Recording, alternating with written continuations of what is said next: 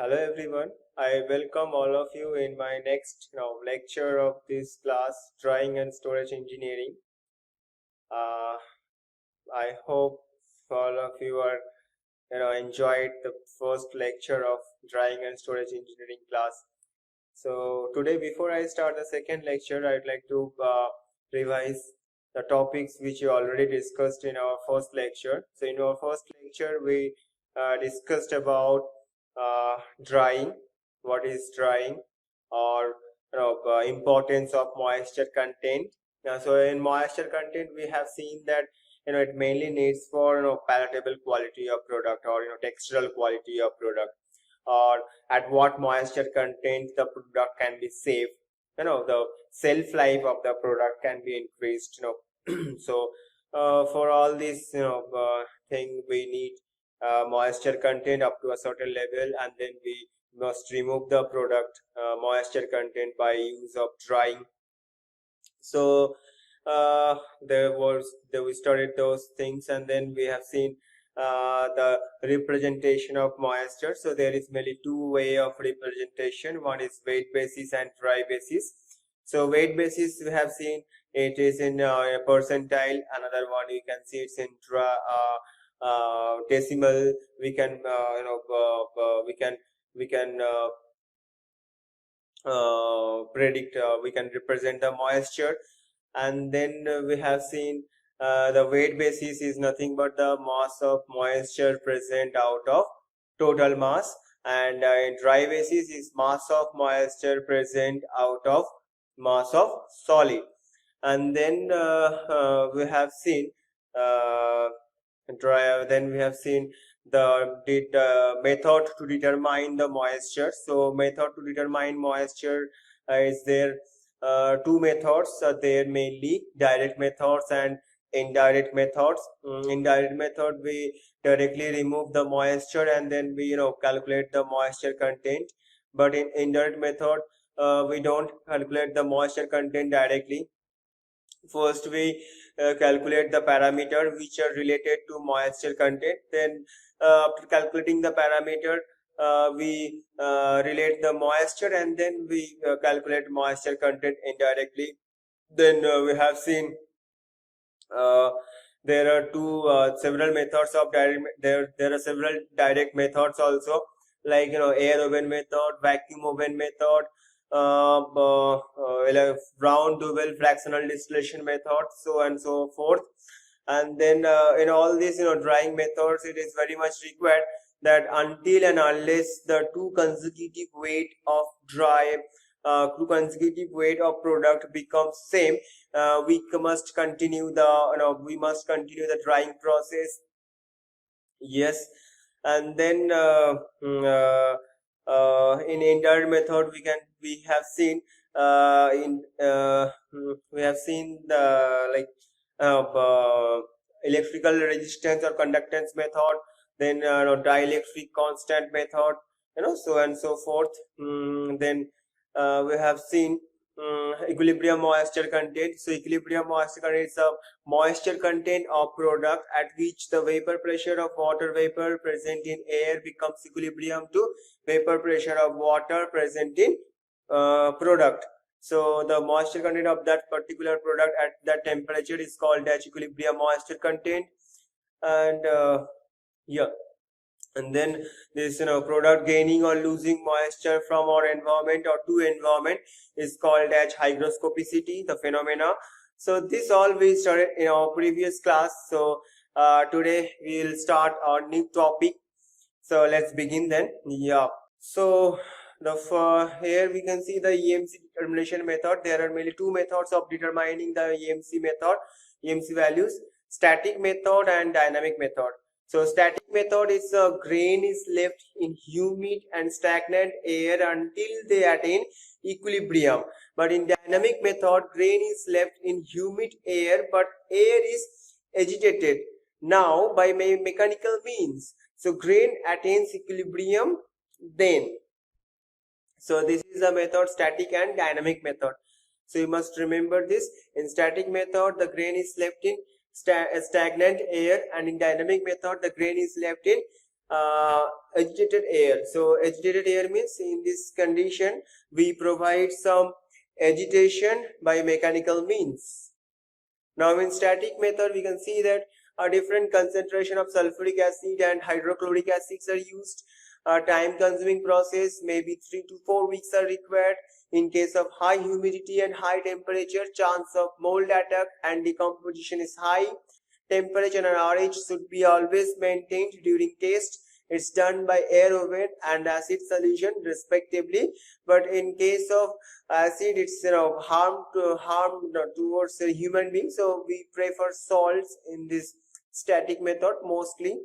Next in dynamic method, here we see dry air. There are two methods, desorption and isotonoscopic method.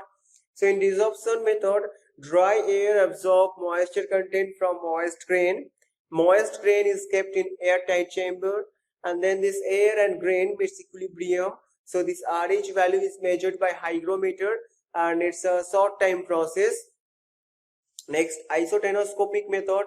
In conical flask, you take some grain sample, and then this isotonoscope is you tube filled with liquid of negligible vapor pressure. Weight of sample with flask is measured to calculate the value of equilibrium moisture content. Okay, so next comes here equilibrium moisture content model. So what is this model?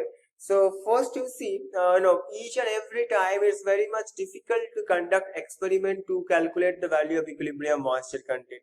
So to reduce that level, or to reduce that number of experiments to be performed, we take care, or we develop some models at that and relative humidity or at that particular temperature of environment. Suppose you must you just take an example. You are sitting in an environment. In that environment you you maintain a temperature, you maintain a relative humidity. At that particular conditions you keep a paddy. Now after some time you can develop, or you can calculate the equilibrium moisture content of the paddy at that particular RH and temperature. Now after calculating the value of equilibrium moisture content, we create, or we develop some models by using some calculations, by derivations. We we predict, or we use some empirical equations to create the model. So that model will help you to reduce the labor, to will help you to reduce the number of experiments to be performed, because next time if you maintain the same temperature and RH value of the product, then after using that equations, we can directly calculate the value of EMC value of the product. So here you see, to determine EMC, many theoretical and semi-theoretical and experimental models are proposed, but each model is restricted with large range of relative humidity and temperature. As there is a difference between temperature of air and grain, some EMC models are given here, like Kelvin equations. A ln of PV by ln of PV by PVS equals to 2 sigma V cos alpha divided by R into TA into R. So this equation is limited in condition of RH more than 95%, whereas this PV is vapor pressure of grain. PVS, it's saturated vapor pressure of water vapor at same temperature, and this ratio of PV and PVS is called as water activity, because it's a property of grain. If the same ratio, if it's a property of air, then we call it as relative humidity. Sigma is a surface tension, V volume of moisture content, alpha is angle between moisture content and capillary wall, TA is absolute temperature, R is radius, and capital R is universal gas constant. So this is your Kelvin equation. Next you see Harkins-Jura equation, limited to relative humidity less than 30%, ln of PV by PVS. Again, it's a ratio of grain, so it's a water activity. equals to D minus E by V square, where this D and E are constant, depends on temperature, and V is volume of moisture content. Next is the Chang-Post equation. It's limited to RH more than 20% and to less than 90%. So this is the range of Chang-Post equation, and the equation is ln of PB by PBS equals to minus A by RT exponential of minus BM, where A and B are constant, depends on temperature, and M is the equilibrium moisture content in percentile dB. So you just remember these units, because if you don't put the value in dB or if you don't put the value in percentile, then it's going to be wrong one. Okay, and the next one is the most popular one, Henderson equation. The formula is 1 minus RH equals to exponential of minus CT ME to the power N, where RH value is in decimal. It is called as relative humidity, and then exponential of minus C is constant, depends on temperature, and then T is absolute temperature in Kelvin units, and then ME is the equilibrium moisture content in percentile dB, and N is constant, again depends on temperature. So you must remember this in units while solving numericals. Here comes importance of equilibrium moisture content. So importance of equilibrium moisture content, you see, this concept is mainly needed when we try to reduce the moisture content up to a certain level, or to keep the product safe from deteriorating, to increase the shelf life of the product. So up to how much level you can reduce the moisture, to know about that we must need the concept of equilibrium moisture content, or it gives us about the idea about drying characteristics. So this drying characteristics, there are several curves we use, like curves or plotting curves between drying rate versus time, drying rate versus moisture content, or moisture content versus time. So in this all curves we need the concept of equilibrium moisture content.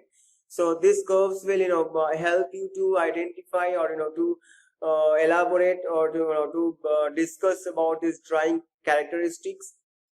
So here you see, gives us idea about material, whether it will gain moisture or lose moisture, determines the rate of moisture content removal, determines drying characteristics, yes, and gives information that up to which level product can be dried by heated air. Okay, so next is your hysteresis effect. So before we start this hysteresis effect, we just recall our previous concept on hygroscopicity. So in lecture 1 we discussed about hygroscopicity, right? Now what was hygroscopicity? Hygroscopicity means it is the phenomena of losing or gaining moisture content of product from environment or to environment. Now why it happened? So it happened because of the vapor pressure gradient between moisture content and grain, right? So if the vapor pressure of water present in grain is more than vapor pressure of water vapor present in air, then so now you see what I have taken, the grain has more vapor pressure than air's vapor pressure, so that's why grain will lose moisture, means high to low, so grain loses moisture. And if it reverses, means if vapor pressure of water vapor present in air is more than vapor pressure of water present in product, then air will lose moisture and grain gains moisture. So this phenomena of gaining or losing moisture content was hygroscopicity, right? Now in hysteresis effect, what happens? In hysteresis effect, suppose I'll take one example. You take one paddy and you just keep the paddy in your environment. Suppose you are sitting in an environment and you keep the paddy in that particular environment. Now what happens? So generally the paddy is vapor pressure of water present in paddy is not same as vapor pressure of water vapor present in air, right? So because if it is not same, and if you just assume that the vapor pressure of water vapor present in paddy is more than vapor pressure of water vapor present in air, then in that case paddy will lose moisture, right? Paddy loses moisture. So if it loses the moisture, and if that particular curve, that particular plot, graph, if we plot in relative humidity versus relative equilibrium moisture content. So already I told you this graph between equilibrium moisture content and equilibrium relative humidity is called as Jobson isotherm, right?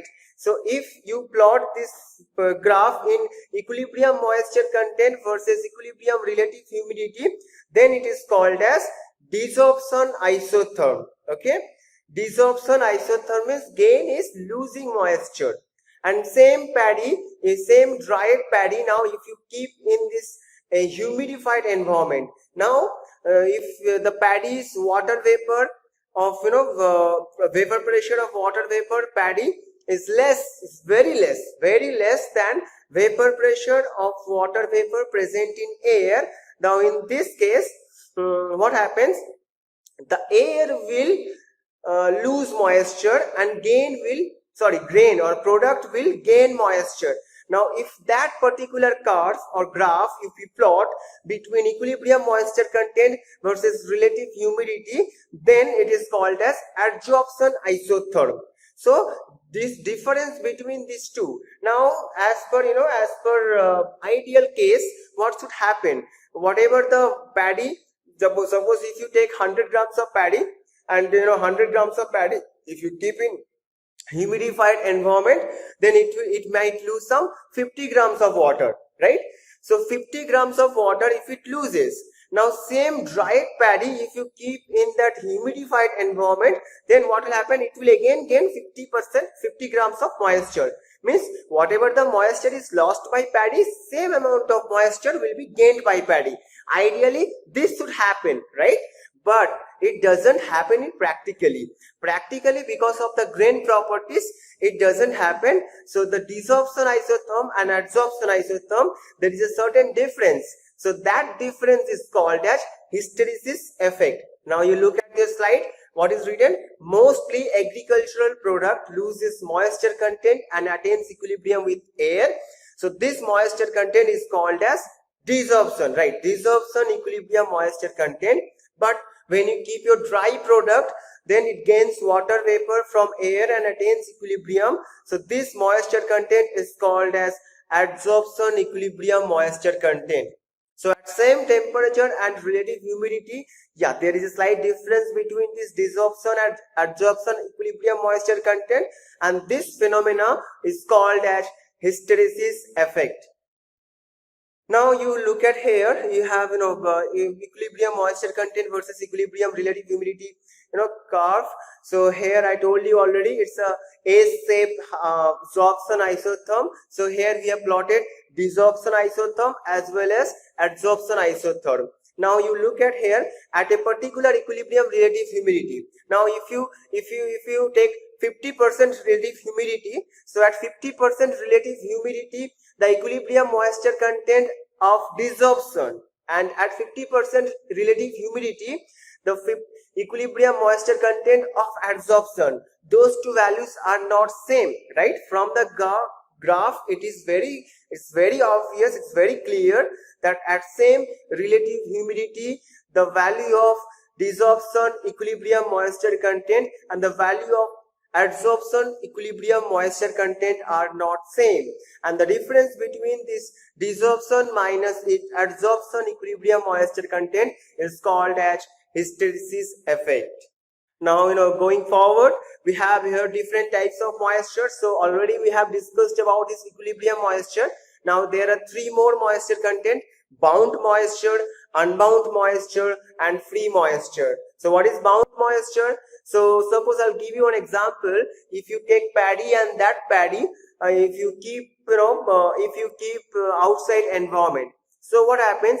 The paddy will certainly lose moisture without supplying any energy. Without supplying any energy, paddy will lose moisture into the environment because it has high vapor pressure. It has high vapor pressure than your air or atmosphere. So that's why paddy will naturally lose some moisture. That moisture content is called as unbound moisture.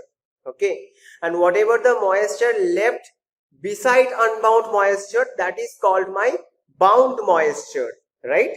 Now if some portion of bound moisture, again it can be removed. It can be removed, but to remove that bound moisture we need some energy. So that energy if you supply, then free moisture content starts to leave the paddy. So for this, that is by free moisture, and whatever the moisture that is, by no means it can't be left from the paddy, that is called my equilibrium moisture. So here you see bound moisture, moisture content contained by substance which exert less equilibrium vapor pressure than pure liquid at same temperature. Bound moisture is held in small capillary. Unbound moisture, it is the moisture content contained by solid which exert equilibrium vapor pressure to pure liquid at same temperature. Now what is free moisture? It is the moisture content contained by substance in excess of equilibrium moisture content. Only free moisture is removed during drying process. Now here you see different types of moisture it plotted, between this equilibrium moisture content versus relative humidity graph. So here you see first unbound moisture is there, and beside unbound moisture some portion of bound moisture is there. So unbound moisture means this is the moisture which is lost, which is left from paddy or product without supplying any energy. And beside this unbound moisture which is remained inside the product, that is my bound moisture. So still the bound moisture can be removed by providing some energy. So if you dry the product, or if you give some energy to the product, heat energy, then that free moisture will be removed from product, but still the equilibrium moisture that will be remained inside the product. So this is all about your types of moisture: bound, unbound, free, and equilibrium moisture. Okay, so this is all about your today's class, second lecture. So before I end the session, end this class, I would like to just revise the topics what we discussed today. So first we had a discussion on this determination of equilibrium moisture content. Yes, so what was the different methods we know? One is direct method, one is static method, another one is dynamic method. So in static method we use air with stagnant air. Another one we use agitated air, means we provide some agitation by mechanical means, and that agitation provides less time. It aids less time to determine the equilibrium moisture content of product.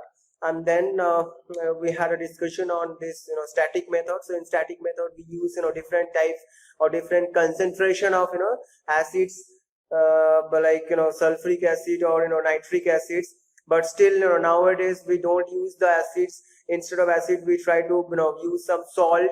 So in dynamic method, yes, we had some methods like isotonoscopic method. So that is like nothing but a U-tube. So in U-tube you use some pure liquid, by taking the pure liquid, you calculate the equilibrium moisture content. Yes, yeah. Then we had a discussion on hygroscopicity, hysteresis effect. So hygroscopicity is the phenomena, it's the incident of gaining or losing moisture content of product. Okay, of product from environment or to environment. That phenomena is called as hygroscopicity. And the hysteresis effect is the difference between the desorption isotherm and adsorption isotherm. So the difference between these two is called as hysteresis effect. Now what is the difference? If the paddy is gaining some moisture, then at the same rate paddy doesn't lose moisture. So there is a difference between two. So the desorption equilibrium moisture content minus adsorption equilibrium moisture content is called as hysteresis effect.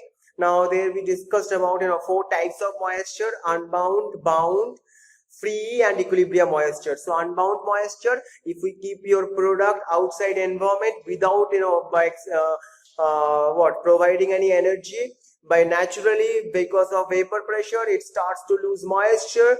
So that moisture is my unbound moisture, and whatever the moisture is left inside the product, that is bound moisture, and still some portion of bound moisture can be removed by providing some energy. So by providing some drying heat energy. So that moisture is called as free moisture, and whatever the moisture that is left still inside the product, by any cause or by any means we can't remove the moisture, that is called as equilibrium moisture. So that's it. Okay, thank you.